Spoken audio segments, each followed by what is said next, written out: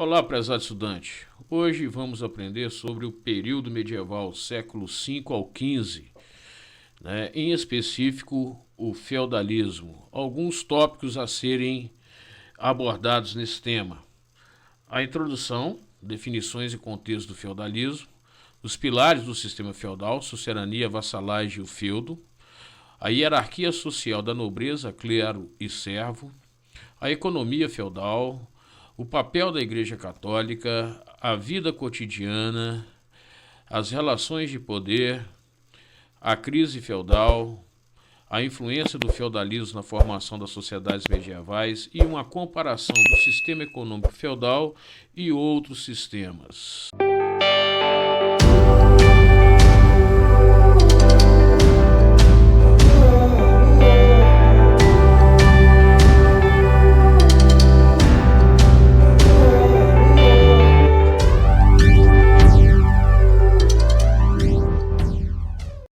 1.0 Introdução às definições e contexto histórico do início do feudalismo. Bom, o conceito de feudalismo. O feudalismo significa um benefício que você recebe em troca de uma obrigação. O feudalismo é um sistema socioeconômico que surgiu na Europa Ocidental durante a Idade Média. Se baseia em relações de sucerania e vassalagem. Abordaremos esse conceito de sucerania e vassalagem mais à frente, em que os senhores feudais detinham as terras e o poder político, concedendo aos feudos aos vassalos em troca de serviços e lealdades. Uma questão que nós temos que entender: o sistema feudal ele surge após a queda do Império Romano do Ocidente.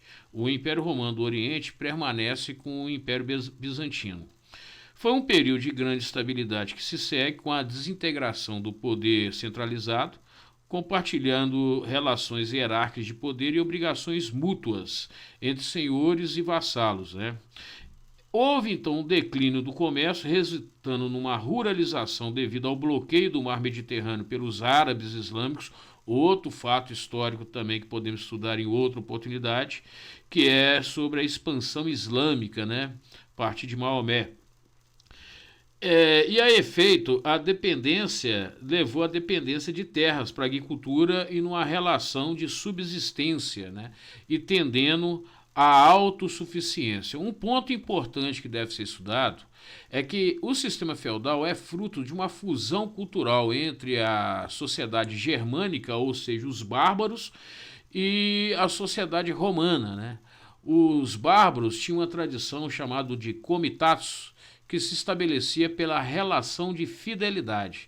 E o colonato era um sistema em que os patrícios romanos cediam a terra aos seus plebeus num sistema de meiagem em que a produção plebeia seria destinada 50% dessa produção para o proprietário patrício, no caso. Então, podemos considerar que o feudalismo é a fusão entre o comitatus germano e o colonato romano, perfeito? Bom, tópico 2, os pilares do sistema feudal. Nós temos, então, a sucerania, a vassalagem e os feudos.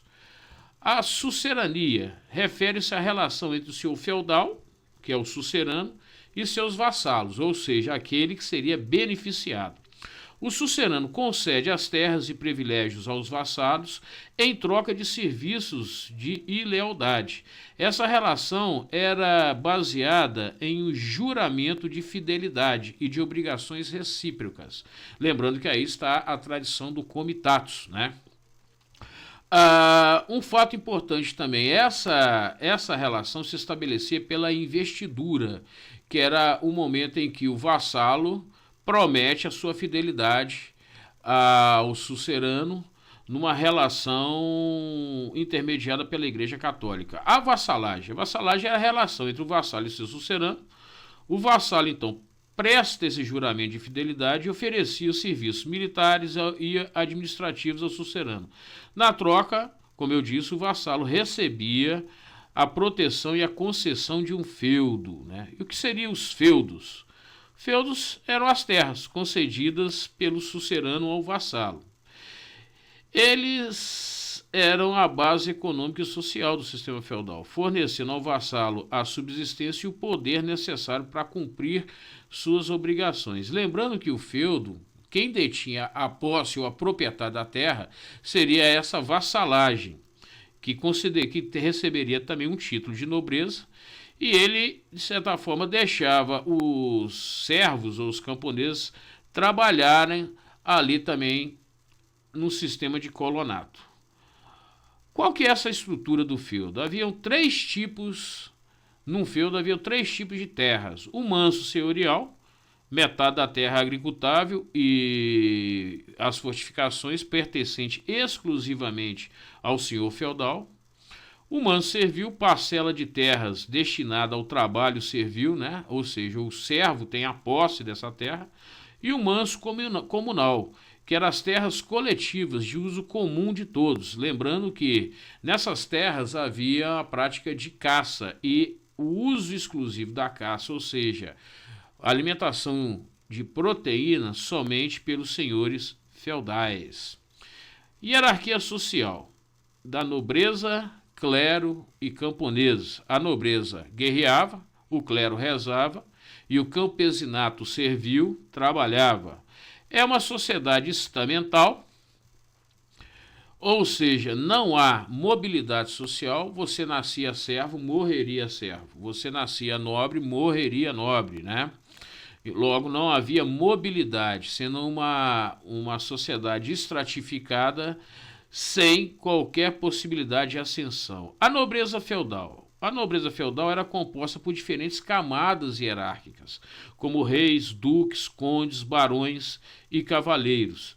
Eles detinham o poder político, militar e econômico na sociedade feudal. A nobreza era responsável por governar e proteger suas terras, assim como os vassalos tinham obrigação de proteger também as terras dos seus suceranos. O clero era composto pelos membros da Igreja Católica, incluindo padres, bispos e monges. O clero desempenhou um papel central na vida religiosa e também política na época, exercendo influência moral, administrativa e também jurídica sobre a sociedade feudal. E, finalmente, os camponeses, que eram servos, que era a maioria da população feudal formada pelos camponeses, que trabalhavam na terra dos senhores feudais. Os camponeses eram responsáveis por cultivar a terra, produzir alimentos e fornecer mão de obra para os senhores feudais. Eles viviam em condições de dependência e servidão, não tendo liberdade plena, né? Falaremos sobre a diferença, inclusive, do servo para o escravo. Os camponeses deviam aos senhores feudais basicamente 3 obrigações, né? Ou mais, vou botar até mais aqui. Por exemplo, a corvéia, o trabalho compulsório no manso senhorial. Em geral, em regra, era 3 dias da semana, o servo era obrigado a trabalhar no manso senhorial. A talha, a parcela da produção no manso servil, cultivado exclusivamente pelos camponeses, iriam como a taxa de impostos para o senhor feudal. As banalidades era uma taxa em dinheiro ou escambo, que era por eles usarem algum instrumento do feudo, por exemplo, um moinho, né, para moer algum alimento. A mão morta, é interessante citar também, na morte de um servo, o filho, o herdeiro, herdaria as obrigações do pai morto, né? Para isso, ele teria que pagar uma taxa dos herdeiros para cultivar essa terra. E o dízimo era o imposto pela Igreja Católica de 10% sobre toda a produção servil. A economia feudal, basicamente, era agricultura, comércio e produção localizado. A agricultura é a base da economia feudal. A maioria dos camponeses exercia o cultivo da terra, cultivando alimentos para a sua subsistência, ou seja, para alimento próprio, e para atender às necessidades dos senhores feudais. As técnicas agrícolas eram basicamente primitivas e mantinham apenas um sistema de rotação trienal das culturas, ou seja, dividia-se a terra em 3 partes. Enquanto um manso ficava descansando, as outras 2 iriam receber cultivos diferentes e assim não esgotava, né, a fertilidade do solo. O comércio, se houver, né, era baseado nas trocas, ou seja, em escambo. Na sociedade feudal ocorria principalmente em feiras e mercados locais, onde os produtos agrícolas, artesanatos e outros bens eram negociados na base da troca. O comércio a longa distância era limitado devido às precárias condições de transporte e também segurança, né? E havia também uma certa manufatura ou artesanato, a produção localizada. Além da agricultura, a produção localizada artesanal desempenhou um papel importante na economia feudal. Os artesãos produziam bens materiais à comunidade local ali, como roupas, ferramentas e utensílios domésticos. Essa produção era voltada para um consumo local, não havendo uma produção em grande escala para o mercado ou para a obtenção do lucro, pois ainda não existia a mentalidade burguesa ou capitalista, né? Tópico 5. A Igreja Católica no feudalismo. Primeiramente, a gente tem que falar que a Igreja Católica tinha uma estrutura não só pela fé, mas também do poder político. Bom, como é que se dividia a igreja nessa época? Havia dois tipos de clero. O clero secular, que estabelecia nas coisas terrenas, que se subdividiam em alto clero e baixo clero. O alto clero era oriundo da nobreza. Esses seriam papa, cardeal, bispos. E o baixo clero oriundo do campesinato, que seriam os padres. Havia o clero regular também. O clero regular detinha-se uma vida exclusivamente espiritual, não havia nenhum relacionamento com o mundo exterior, ou seja, vivia recluso em mosteiros, né? A influência política e religiosa da Igreja Católica era uma instituição poderosa que exercia uma influência tanto na esfera política quanto na religiosa. Ela possuía terras, influenciava a tomada de decisões políticas e desempenhava um papel central na vida religiosa da época. Por exemplo, detinha credibilidade sobre os fiéis, pois a igreja monopolizava o conhecimento e as orientações de cunho moral e legal.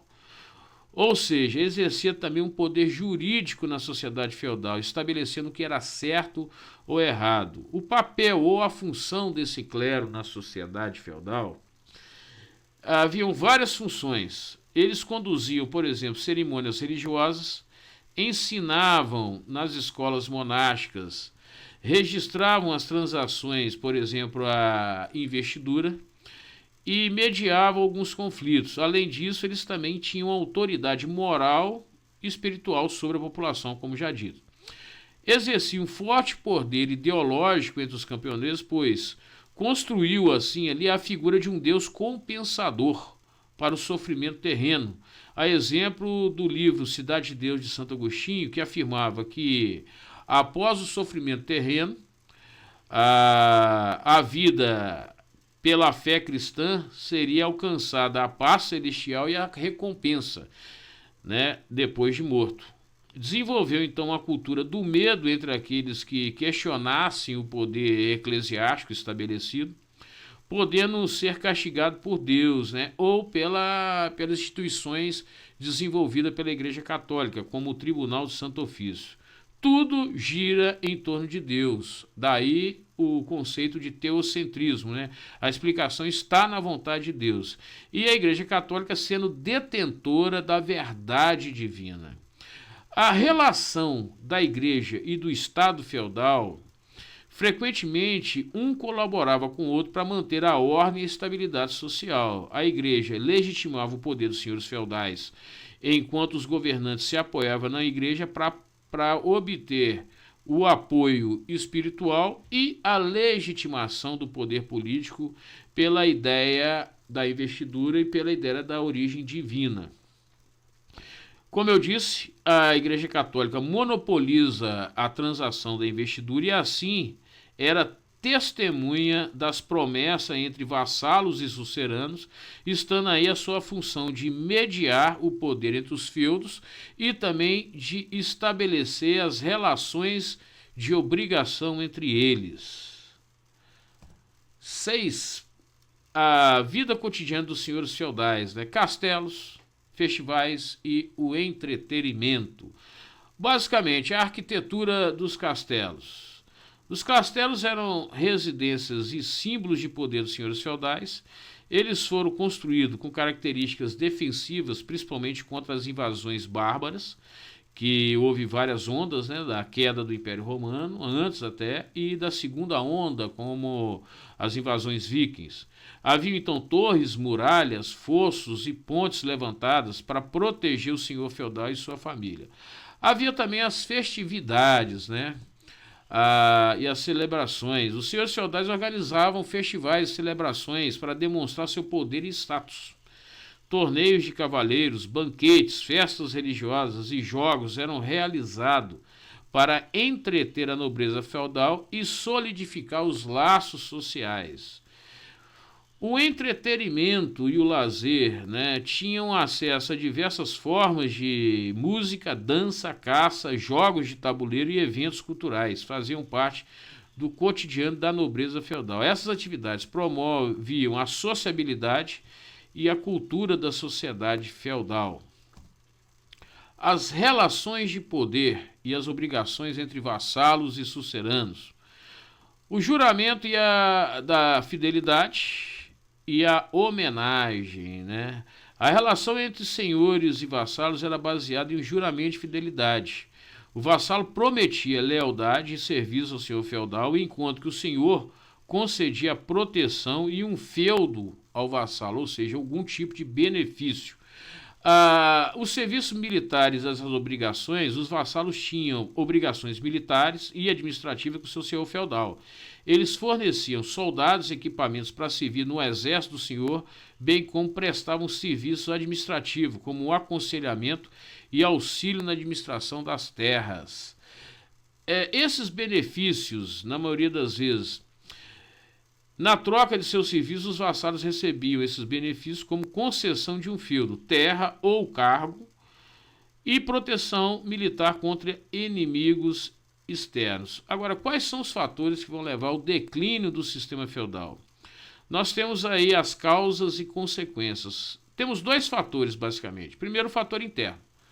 O declínio do feudalismo foi influenciado por crises internas da nobreza feudal, como disputa de poder entre senhores e a falta de unidade política. Lembrando que o poder centralizado muitas vezes se misturava as relações de sucerania e vassalagem, não havendo muitas vezes um sucerano do outro sucerano, o vassalo do outro vassalo não devia nada àquele primeiro sucerano. E esses conflitos vão enfraquecer esse sistema feudal, né? Surge então um fenômeno muito interessante que era o famoso nobre sem terras, que acabam sendo obrigados a migrarem para os centros urbanos e com isso vão reativar os comércios. E com a reativação dos comércios, a necessidade de novo contato com o Oriente. Então inicia-se aí novas rotas para o comércio oriental. Né? Outro fator importante para a reativação do comércio e das rotas orientais seriam as cruzadas, que vão ocorrer entre 1096 a 1270, como você bem pode ser observado aí na imagem. Né? A retomada de essas cruzadas tinha como principal fator a retomada de Jerusalém, abriu a possibilidade de aquisição de novos feudos, né, porque os senhores sem terras via na conquista do povo árabe, que estava sob domínio de Jerusalém, aquisição de novas terras. E isso acabou reabrindo o mar Mediterrâneo para o avanço do comércio. Os fatores externos aí, a criação de novas formas de poder, como os estados nacionais centralizados, contribuiu para o declínio do feudalismo. O desenvolvimento do comércio, a ascensão da burguesia e a transição para uma economia monetária minaram as bases do feudalismo. A principal consequência do declínio do feudalismo para a sociedade europeia vai ser a mudança drástica das relações sociais, políticas e econômicas, né? Um avanço da mentalidade burguesa induziu a consolidação do poder de um Estado nacional centralizado, em que vai estabelecer relações de poder e uma organização administrativa e também uma forte segurança jurídica. Assim temos então o fortalecimento da classe burguesa e o início da transição do feudalismo para o capitalismo, com a formação também de estados nacionais. A influência do feudalismo nas sociedades medievais. A influência política e social. O feudalismo teve um impacto profundo na organização política e social das sociedades medievais. A sua estrutura hierárquica feudal influenciou as relações do poder e a distribuição de riqueza, né? Criando aí uma sociedade estratificada, o que naturaliza hoje as classes sociais do sistema capitalista, classe A, B e C. Né? O desenvolvimento do sistema econômico e jurídico baseado nos feudos, né? O sistema econômico e jurídico estava baseado na posse da terra e não na propriedade, e nos direitos e obrigações associados a elas, né? A noção de propriedade e os princípios legais baseados em feudos foram fundamentais para a formação das sociedades medievais e a sua reinterpretação numa sociedade capitalista. O impacto cultural e artístico. O feudalismo deixa uma marca duradoura nas manifestações culturais, artísticas e literárias da época. A arquitetura gótica, as histórias de cavalaria, né, a ideia do bem e do mal, até hoje temos isso em Hollywood. As festividades medievais são exemplos do legado da cultura do feudo, né, do feudalismo, né, entre outros aspectos. Então há certos vestígios, por exemplo, o casamento na Igreja Católica é uma relação feudal, onde há uma promessa entre o casal ali, né, de fidelidade e lealdade até que a morte os separe, né? Bom, as comparações econômicas do feudalismo com os outros sistemas socioeconômicos. A diferença, servo é escravo? Não. Né? O feudalismo difere do sistema de escravidão, pois no feudo os camponeses não eram propriedade dos senhores feudais, mas sim ligados a eles por uma obrigação e vínculos de sucerania e vassalagem. Né? Ou seja, havia ali uma relação de lealdade, havia inclusive uma relação que se baseava na vontade entre ambas as partes, diferente do escravo, né? Que é capturado e comercializado. O escravo perde a sua humanidade. O feudalismo e as sociedades antigas, né? O feudalismo apresentou características diferentes das sociedades antigas, como, por exemplo, o sistema de castas das Índias, a escravidão da Grécia ou de Roma, que é totalmente diferente da escravidão moderna, assunto que podemos tratar aqui das grandes navegações, né, e do sistema colonial. O feudalismo se baseia, como já foi bem dito, nas relações de sucerania e vassalagem, enquanto as sociedades antigas haviam estruturas sociais diferenciadas. E o feudalismo diferenciando-se do capitalismo. O feudalismo e o capitalismo são sistemas econômicos totalmente distintos, enquanto o feudo é baseado em relações pessoais delimitadas pela honra e na posse de terra, que tinha apenas um proprietário, o senhor feudal. O sistema capitalismo se caracteriza pela ideia da propriedade privada adquirida por aquele que tem recursos financeiros, uma produção vinculada e voltada para um sistema de mercado, incluindo até a relação de giro de capital. O desenvolvimento das relações de trabalho capitalistas são assalariadas e há uma lógica de lucro demilitada por relações contratuais, enquanto no sistema feudal as relações se estabelecem pela fé e pela honra. Na sociedade capitalista burguesa as relações se estabelecem pelo contrato e pelas leis.